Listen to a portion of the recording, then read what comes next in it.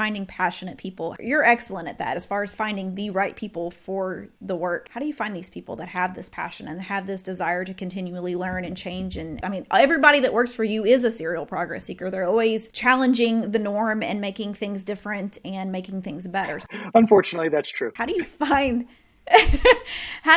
those people? They find each other, right? I think there's an attraction when you be able to talk to somebody that's really passionate that you begin to connect with. I'm becoming more introverted as I get older, I think, because of, I have 2 young kids and a chaos dog. So sometimes I like my solitude and quiet, which is unique. But other times, like I love just talking and understanding how people work, how they think, and what they're optimizing their life for. A favorite of mine is asking somebody that you just meet, like, oh, what do you do? If somebody asked you, hey, what do you do? What would you answer? I don't know, because it's constantly changing.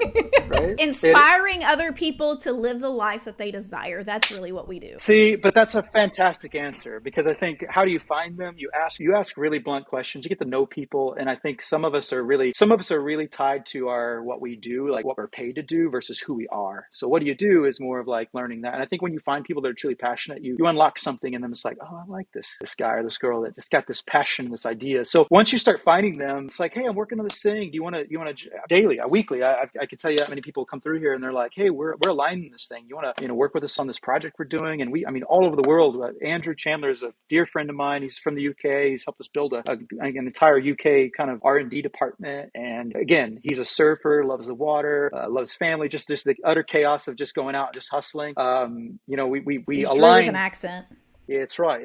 Right, that's Australian. Sorry, but he's got that base that it's perfect, like aligned with me. But then it's like, what else do you do? Oh, you love to solve problems and create solutions around that. And so it's just finding those people that align in that way and just gluing it all together. And just it's not a one and done. It's like everything else in life. It's a constant relationship check in and just optimizing for how people work, how they tick, what they're interested in, and just keeping that alive. I don't take my guys for granted. There's not a day that goes by that I tell them I appreciate them, thankful for them, and I truly mean it. And I think they would tell you the same, is because I would not be here without them. Even the guys that aren't in the office now that were with us in the past, the same thing. And it's insane. Like you put that team together, regardless of what you do. If you're an entrepreneur building something that's just an idea in a garage, or you're working on a spreadsheet or something, like it doesn't matter. Like just sitting down and actually building a team around something as an idea is really powerful. But it's just that team that are aligned in that way is nothing will stop them. If you want to listen to more episodes, learn more about our mission, or send us questions or feedback about the show, go to serialprogressseeker.com.